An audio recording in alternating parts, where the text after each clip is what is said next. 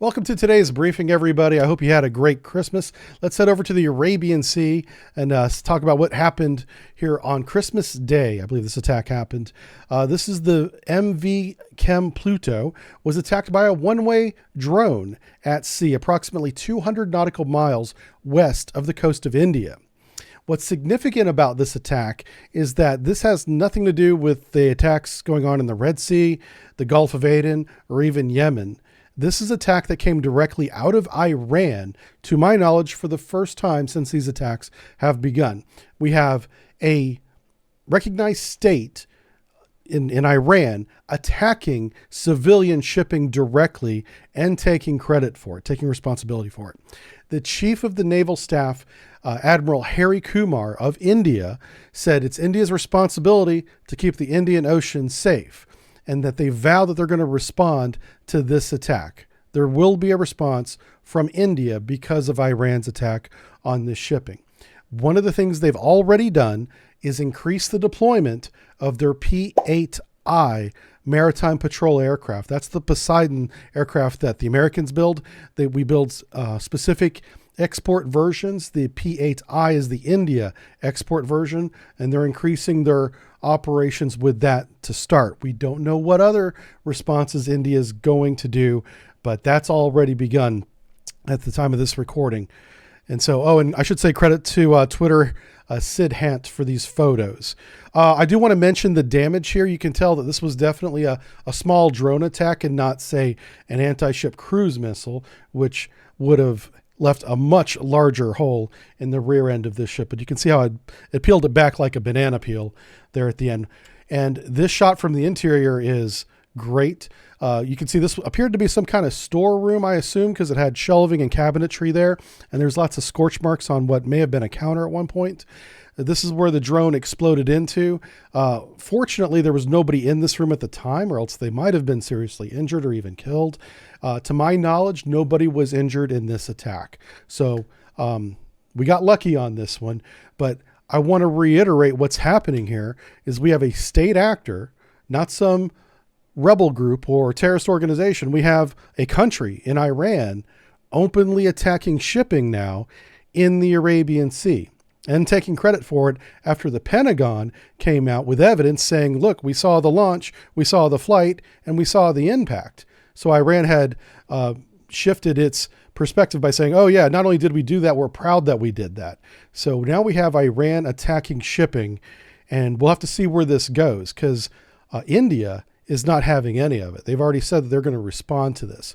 So the only way that this drone could have hit this ship in this position is if there was a mothership or a control vessel at some point in that flight.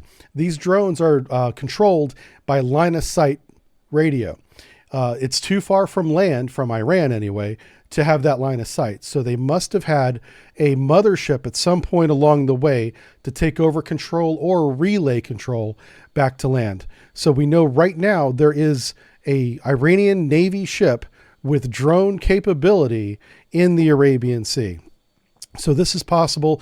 It's possible that India could take action against that ship in response for this. And I'll tell you, one thing I didn't have for 2024 was an India versus Iran war. But I'll say this, just because they vow to respond doesn't mean they're going to do military action. They may just increase that P-8 flight, and that's all they do.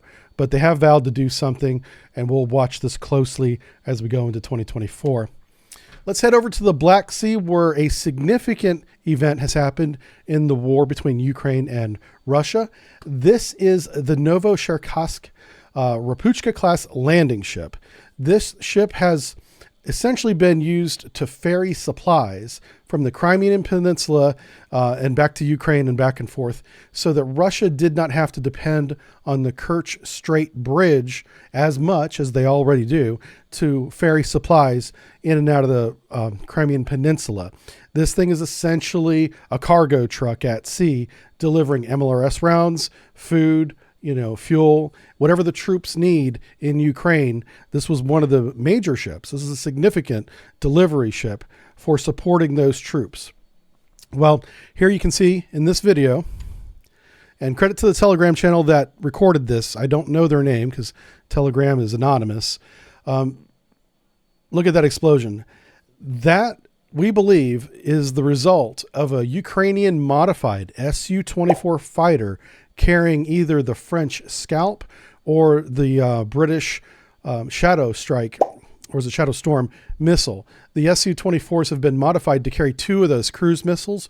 We believe this is the result of one of those cruise missiles hitting that ship and then setting off this sympathetic detonation of multiple artillery shell rounds, MLRS rocket rounds, and of course everything else on board.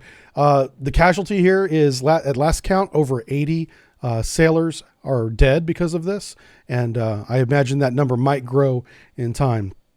So credit to Synth UK for this analysis of this attack, this before and after. Here we have the ship here. He's outlined where the masts are and the gun there in green. And after the attack here on the bottom, you can see where the ship is completely, sitting on the bottom now with just the top of the superstructure sticking up out of the water at the harbor pier side. There's significant damage to the warehouses back here as well.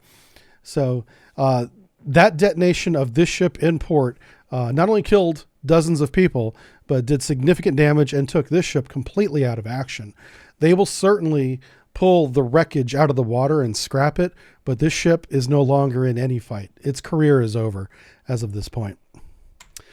All right, let's head over to China, see what China's up to. China's been acting very professionally lately, so we're hoping that they continue this, and in this case, they have. So good for them. We're going on 8 weeks now. China behaving like a professional military, and I will continue to recognize this if this behavior continues. So what they've done here is China conducted a scheduled air exercise south of the island of Taiwan that included Chinese ASW airplanes and electronic warfare airplanes operating outside Taiwan's airspace. Taiwan did make a note that they were in the ADIZ, but it's not a protest because they didn't violate any airspace. So both sides, I believe, reacted properly to this. They flew some airplanes south of the island. Taiwan noticed it, made this this graphic for everybody, and that was the end of it. They did launch, and I want to make note of this, a balloon north of Taiwan, and that balloon in that position, if they don't just immediately sink it into the Pacific, which they could do, could end up going over Canada or over Central America. We'll have to see if we have another balloon gate incident where the balloon comes over North America like they did last year. I don't expect that to happen, but you never know. It might. So they conducted an air exercise south of Taiwan, and they've launched another balloon. We'll see where the balloon ends up in the next few weeks. It might be traveling over the Pacific right now. We don't know. All right. So congratulations to 2 of the Chinese top officers here. Here we have Xi Jinping, the leader of China, awarding Admiral Hu Zhongming as the defense minister. It's been like 2 years since they had one, I think. It's been a while anyway. And so he's got the top job now. Now this captain, Admiral Hu here, he's kind of famous because he has been awarded in 2008, so going back 14 years, as the best commanding officer in the PLAN submarine fleet. This guy is very good. He's a very good submarine officer. He's very professional, and he knows submarine warfare very well. And now he's running the PLAN. So congratulations to him on the promotion. I hope that he continues this trend of professional maneuvers. I should say on the Army side, they did promote General Wang Wenquan. If I'm saying that name right, he's going to be in charge as the Deputy Defense Minister. I believe that would be the second right under the Admiral there for running the PLA. So congratulations on the 2 promotions.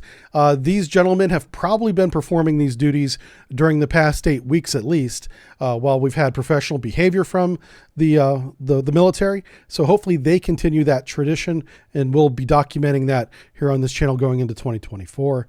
The reason why that's important, I should point this out, is professional military exercises like they've been doing actually reduce tensions instead of raising them, because we know what everyone's doing. There's no conflict. There's a much less chance of a mistake happening or an action being interpreted as a hostile action when it's simply an exercise. And that's how they've been behaving. So we'll continue to point that out as it happens.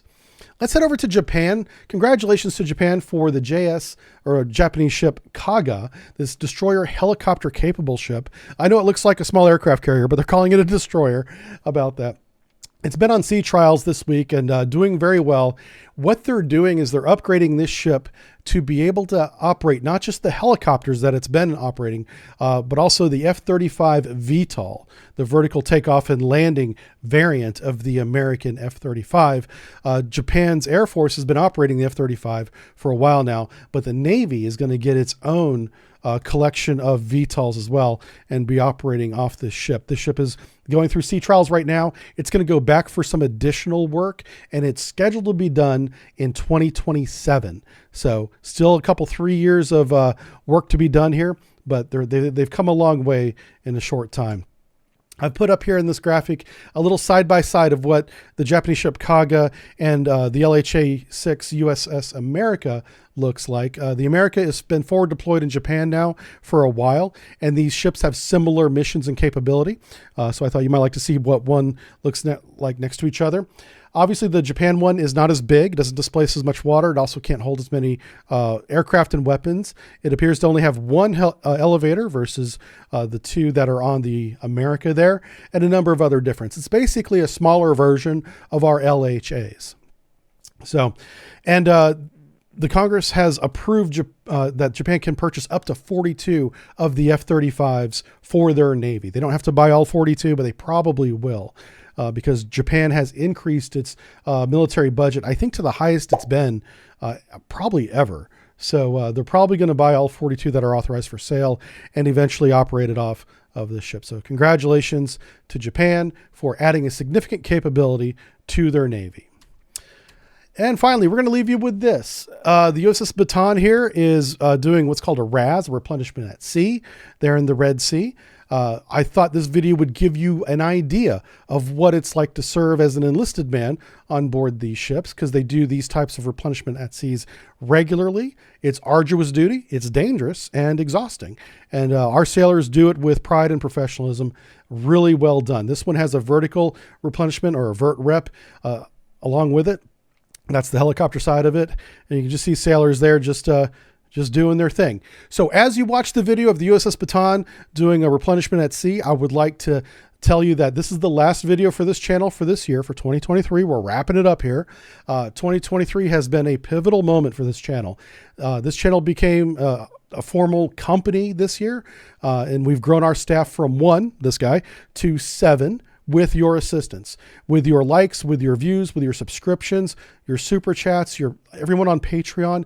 Because of all the work you've done, all the support you've given us for the past 6 years, we were able to form a company, hire people, and create much better content for you here on YouTube, on Patreon, and all the social medias. We're on TikTok, Instagram, we're on all that stuff now.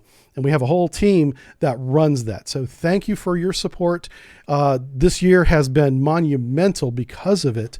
And I'm really looking forward to 2024, because we have some changes, some improvements in the pipeline already that you're going to begin to see at the end of January. You'll notice a small difference. And we're going to continue to improve what we do here. Thank you again, because I couldn't have done this without you. See you in 2024. Happy New Year, everybody. Have a good one.